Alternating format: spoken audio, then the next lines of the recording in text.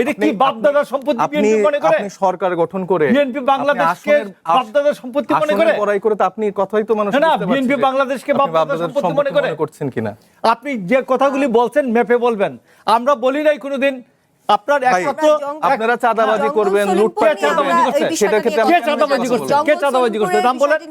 কে চাঁদাবাজি করে? আপনি একটু আজকের সংবাদপত্রগুলাই কে দেখেন। চাঁদাবাজি করে? কোথাও কোথাও সংবাদপত্র সারা দেশে কোথাও চাঁদাবাজি নাই। বাংলাদেশে 4000 সংবাদপত্র আছে।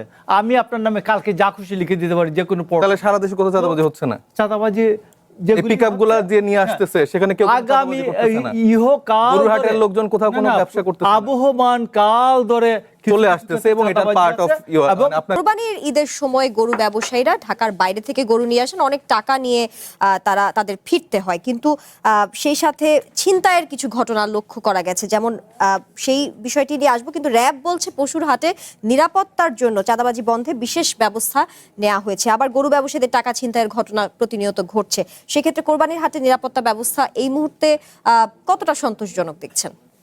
আসলে একদমই কোনো সন্তোষজনক অবস্থায় নাই। আপনি যদি একটা ট্রাকে করে, আমি দেখলাম যে তারেক রহমান সাহেব তার বাড়ির আঙিনায় বোধহয় একজনের ট্রাক চালিয়ে দেখছিলেন। তো আমি মনে করি যে উনি বা ওনার যদি কোনো লোক থাকেন, যদি পঞ্চগড় থেকে একটা গরু নিয়ে বা কিছু গরু নিয়ে তিনি যদি ঢাকায় আসে, তাহলে তিনি বুঝতে পারবে যে প্রত্যেকটা স্টেপে স্টেপে কোথায় কোথায় চাঁদা দিতে হচ্ছে, কোথায় কোথায় লোকজন টাকা নিচ্ছে।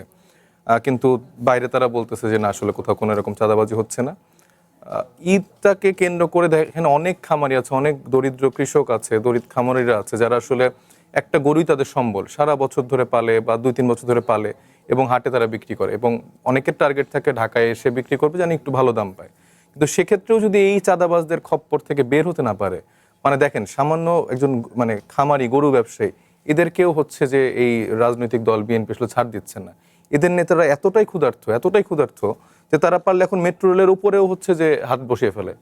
আপনি আমার মনে হয় যে দেখার কথা যে মেট্রো স্টেশনের কয়েকটা জায়গায় তারা এরকম অস্থায়ী হাট বসিয়ে ফেলেছে। পরে যখন অনুসন্ধান করেছে এরা কারা, সেখানকার স্থানীয় বিএনপি এই সেই ভাই যেটা বললেন যে একটা বড় ফ্যামিলিতে এরকম অনেক ছেলে পেলে থাকে, এটা আসলে আমার কাছে কোনো যুক্তি মনে হলো না। এখন আপনি এরকম যদি স্পয়েল কিডকে আপনি যদি আরো বেশি উৎসাহ দেন যে আচ্ছা ঠিক আছে ওটা করছে, সবার সামনে একটা হালকা করে একটা চট দিলেন, এইটুকু, আচ্ছা আর যেন কেন না হয়।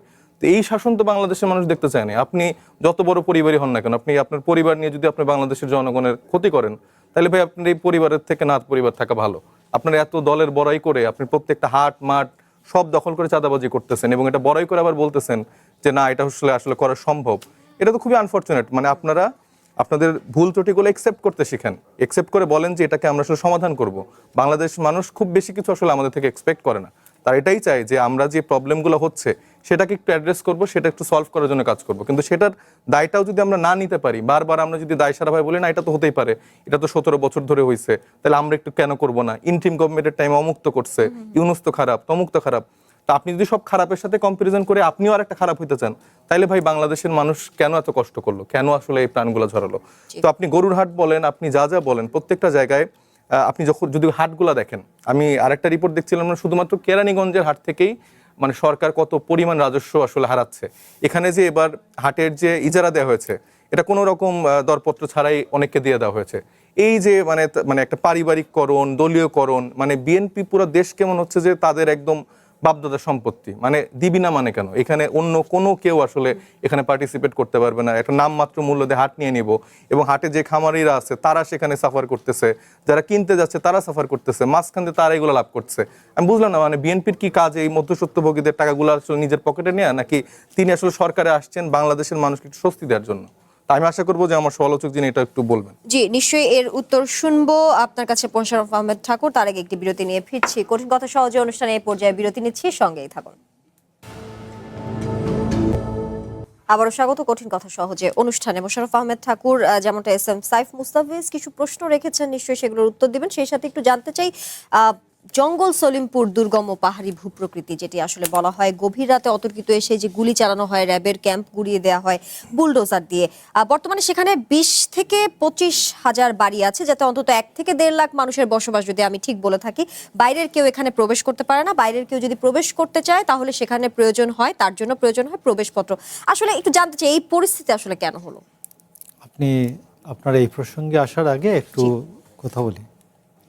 বিএনপি বাংলাদেশকে বাপদাদার সম্পত্তি মনে করে না। বিএনপি বাংলাদেশকে জমিদারি, আব্বার জমিদারি মনে করে না। এই জন্য অন্যদেরকে ভোট না দিয়ে বিএনপিকে ভোট দিয়েছে। বিএনপিকে এই জন্য ভোট দিয়েছে, মানে বিএনপিকে এবং অন্যদেরকে 6টা আসন দিয়েছে, আর বিএনপিকে 2/3 মেজরিটি দিয়েছে। তো কথা বলার সময় কথা বলার সময় একটু ম্যাপে বলতে হবে। কথা বলার সময় ম্যাপে বলতে হবে। তো চাঁদাবাজি তো যাদের ক্ষমতা আছে ওরা চাঁদাবাজি করে, এবং চাঁদাবাজি ওরা সবসময় ক্ষমতার সাথে থাকে। ওদেরকে গিয়ে প্রতিরোধ করেন ক্ষমতা থাকলে। এটা কি আমাদের দায়িত্ব না, আপনাদের সাথে চাঁদাবাজি কেন করছেন এটা ঠেকাবো? বিএনপির কোনো লোক চাঁদাবাজি করে না। তাহলে প্রশ্ন কথা, বিএনপির কোনো লোক চাঁদাবাজিতে নাই।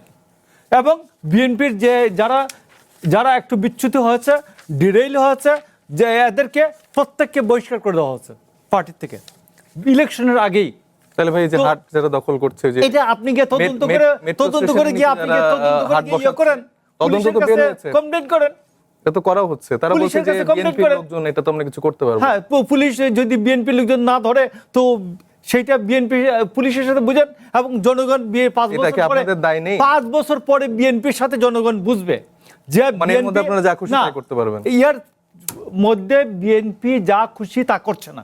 তাহলে তা করলে জনগণ রাস্তায় নেমে যেত, তা করলে মানুষ কথা বলতো। আপনি দেখছেন এবং এনসিপির এই কয়জন ছাড়া আর কেউ ভাই, আমি এনসিপির জায়গা থেকে রিপ্রেজেন্ট হ্যাঁ, আপনি এনসিপি কে অ্যাজ এ বাংলাদেশের মানুষের কথাটা বলার চেষ্টা করছি। না, এটা কি বাপদাদার সম্পত্তি বিএনপি মনে করে? আপনি সরকার গঠন করে বিএনপি বাংলাদেশকে বাপদাদার সম্পত্তি মনে করে? লড়াই করে তো আপনি কথাই তো মানুষ বুঝতে পারছে। না, বিএনপি বাংলাদেশকে বাপদাদার সম্পত্তি মনে করে করছেন কিনা? আপনি যে কথাগুলি বলছেন ম্যাপে বলবেন। আমরা বলি নাই কোনোদিন আপনারা চাঁদাবাজি করবেন, লুটপাট করবেন, সেটার ক্ষেত্রে কে চাঁদাবাজি করছে? কে চাঁদাবাজি করছে? নাম বলেন। কে চাঁদাবাজি করে? আপনি একটু আজকের সংবাদপত্রগুলাই কে চাঁদাবাজি করে? কোথাও সংবাদপত্র, সারা দেশে কোথাও চাঁদাবাজি নাই। বাংলাদেশে 4000 সংবাদপত্র আছে।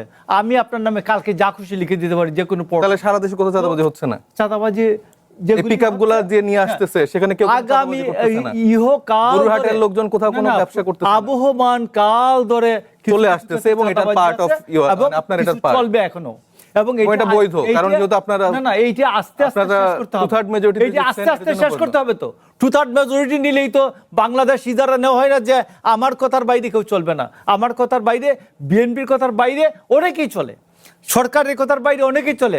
পুলিশের সাথে অ্যালায়েন্স করে, পুলিশের সাথে অনেকেই চাঁদাবাজি করে। তো এবং এইটার জন্য বলে দিবেন বিএনপি বাংলাদেশকে তার বাপের সম্পত্তির মতো ইউজ করতেছে, এটা তো হলো না। তো দেখেন, হলো না। আমি যদি একটু পারমিশন একটু 1 মিনিট একটু অ্যাড করতে চাই।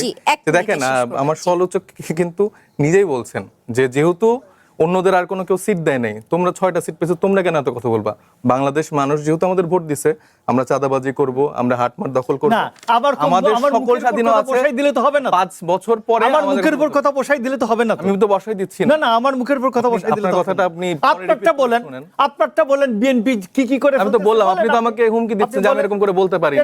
আপনি আমাকে হুমকি দেওয়ার কেউ না। দিচ্ছি না ভাই, আমি এরকম করেই বলবো। আপনি যদি অন্যায় করেন, অবিচার করেন, আপনার দল করে, আমি ডেফিনেটলি এটা স্ট্রংলি যে কোনো জায়গায় ঘাটে যে কোনো জায়গায় আমি সেটা প্রতিবাদ করব। আপনারা গায়ের জোর দেখে যদি আপনারা মনে করেন বাংলাদেশ আপনাদের, এটা হবে না। আবারও আলোচনায় ফিরব।